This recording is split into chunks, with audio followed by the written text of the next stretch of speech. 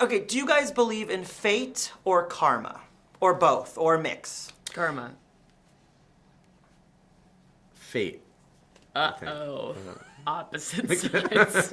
This is our first fight. Oh, no. I don't know how to be. So why? I'll ask both of you why. For me, for fate, because karma would be your actions dictate your fate, essentially, right? Right, but to a certain extent, it could be a combination. Yeah. Because there could be something laid out, I don't want to say like designed life, but there could be something laid out, but karma will adjust how you experience That's it. interesting.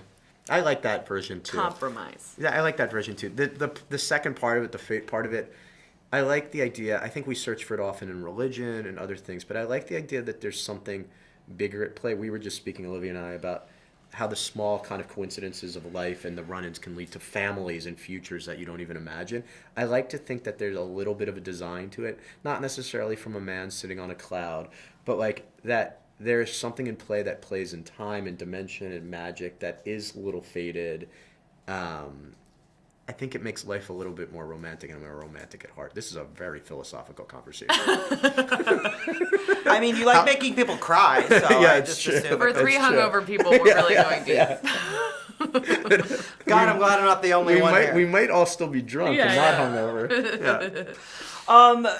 Talk to me kind of about the hope in this, because in the film, obviously, there is a lot of trying things that happen, but there is hope. So kind of tell me about that. There is hope, and I love that we're telling a story about, for my character, someone who has gone through such a difficult time as a child and as a young adult that the idea of love and happiness just didn't seem possible for her, and that she had sort of come to terms with that. It's not something that was dealt to her, and she doesn't feel worthy of it, and yet then someone makes her believe she is worthy of it. And I think that's what falling in love is. It's someone saying, you are worth this love.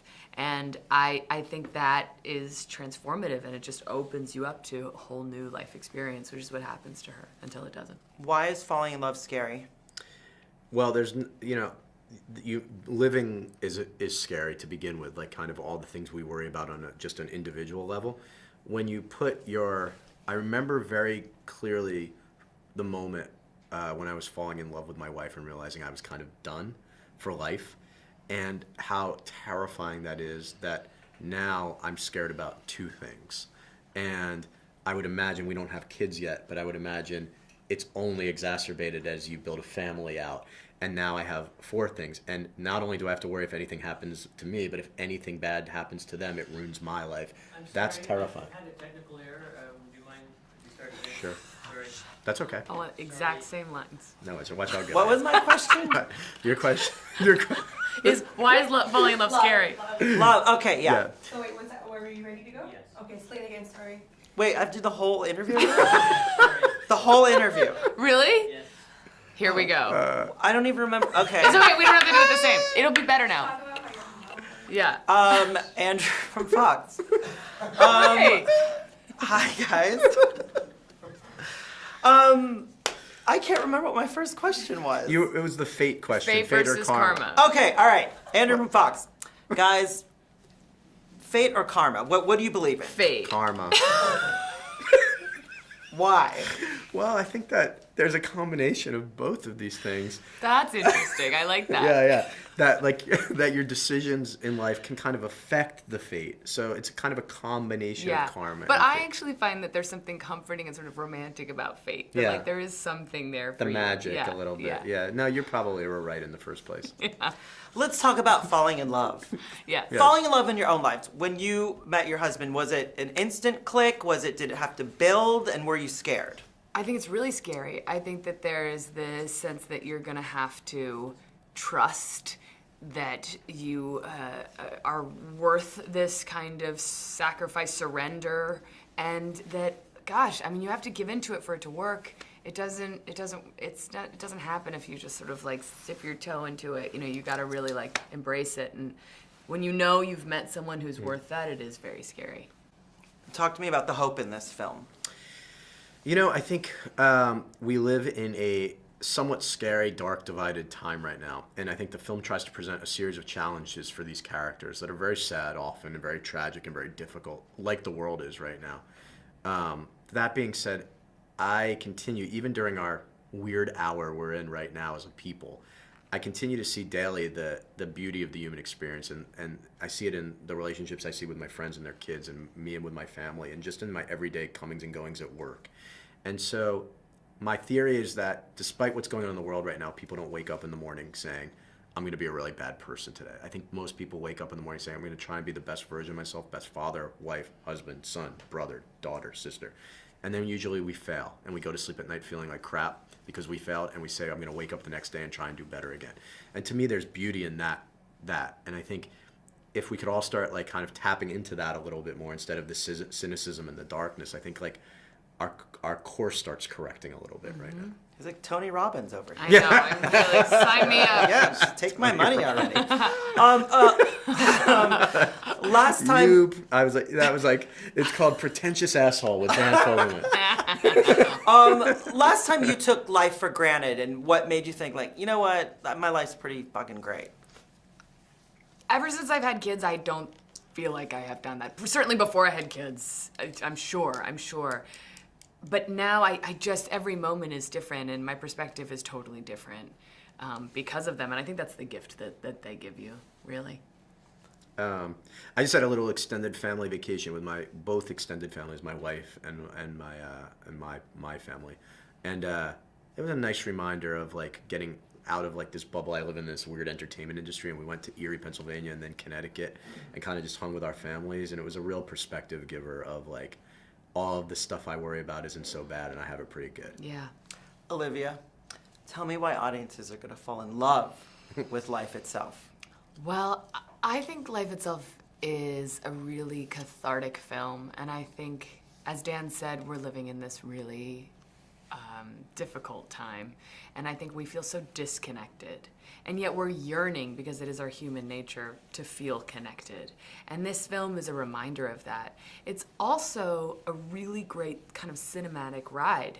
It takes you through all these kind of leaps and turns and twists and dips, and it surprises you, it makes you laugh, it makes you cry, and it just, I think you leave feeling like you've gained some perspective on the human experience, and I think that's something we could all use. I could use some Advil right now. I know. Very good. I'll leave. Thank you guys. I Thank really you. love it. All right, first question for you guys. Do you guys believe in fate or karma? Would you say, and why? I don't know if I've made my mind up about if I believe in much at this point. Mandy, you're better equipped to answer this than me. I believe in both. I believe that there are things unknown that people can offer themselves, and some people label that as karma by your behavior. My brother-in-law, we call him Uncle Mike, but he's a Buddhist monk, a Zen Buddhist monk, and his monkey name is Yukon. And there's a phrase in Zen Buddhism that I love, which is, our actions are the ground we walk on. And fate is also something that is something I understand that we are not in control. And therefore, what or who is, I don't know the answer to that, but I know it's not always us. Mm-hmm. And that's a relief. And so do the best you can, plan the day, but you have no idea what's going to happen the next second. Mm-hmm. And take that as a gift. Even take the rough times as a gift, because you don't learn much when it's all going great. You really get a chance to learn something when the shit hits the fan. Last time maybe you took life for granted, and then it made you think, wait a second, like I have it pretty good. Oh, God, I think every time maybe something minor happens, and I'm just like, Olivia, you need to just zoom out and realise that you're a speck of dust and everything that you do does not matter, and that you're going to die someday. And then that actually gives me great relief. That you're just going to be dead? Yeah, of course it is. I can try and do good and be a kind person, but ultimately that, just to not give myself such a hard time, because in the grand scheme of things, I don't know if that I really matter. But I love that you think about death in such a positive way, because we're all going to die. Nobody gets out of that. Yeah. And therefore, you might as well let go and be free and have fun, as my friend said on his deathbed. He stayed alive to hold Catherine and my hand and my wife, Catherine, and say his final words where he looked at us and he knew we had struggles in our lives, and he said, "Have fun." Easier said than done, but a good prescription to swallow. So, okay, so let's talk about this, because I'm kind of like you in a way. I feel like, Mandy, I feel like I need to go to the Temple of Mandy right now. Well, I need to go to it every day too. These discussions help me. How do we have fun? Because I've heard stories no one on their deathbed ever said, "I wish I would have worked more." But we're all in this, but we have to work, we have to do things. So how do we gain that perspective that we can just have fun? I think you just pay attention to what goes on, meaning I'm going to go to this place and I'm going to see somebody and I'm anxious about it and I'm nervous about it and how's it going to go? And I make myself nuts and I waste half the day worrying about it. And then I arrive and something happens that's the most extraordinary gift I could ever imagine. Was there tension or worry or uncomfortable moments? Sure. But did I also receive a gift that I'd never imagined?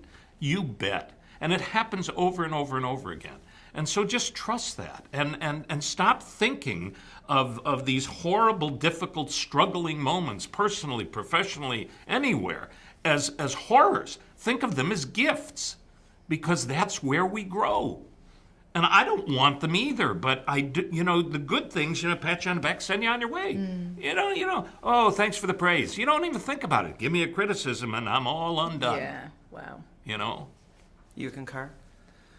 Yeah, I mean, still, but it used to, the thought of someone not liking me would make me shrivel to something quite telescopic. But yeah, I try and not mourn the things that haven't happened yet, or worry about the things that may never come. Thank you, guys. I love the movie. Oh, thanks for liking it. Thanks for... Thank you. Times in life. How do we not take things for granted and kind of stop and maybe smell the roses sometime? Oh, stop and smell the roses. I love that sentence. I think it's very hard nowadays because we're full of noise and we're so busy. And you know what? I started meditating actually, and it's a good step. Like to try to be listening to yourself, or just to stop for a minute and not to be here to be and here now. and shut up the mind, not keep wondering stuff. But it's so hard. It's a lot of work to do. So how do you be here? How do you be now when there's all the noise?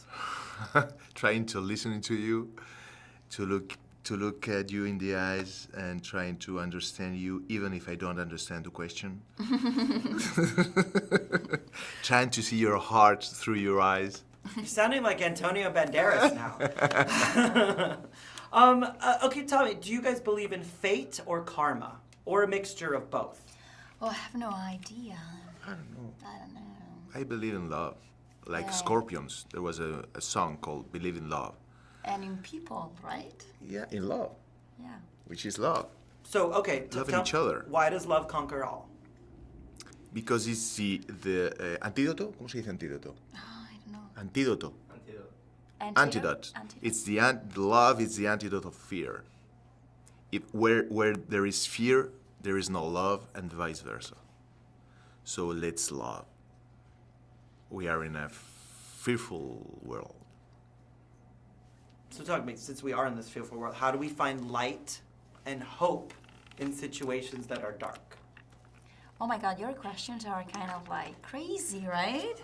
How do we find light in the dark? I'm going deep here. Oh, I can see that. I can see that. I think we need light where it's dark and vice versa. This is your guy for this kind of questions. Just go for him. I mean, let's. I think we are talking about characters that are, and we can see the shadow and the light of each one, and it's necessary for us to compose the character to make it real. But it's only we need to know where is our shadow in real life, to work with it and to manage it and to be happy. If not, and to love. If not, it's impossible.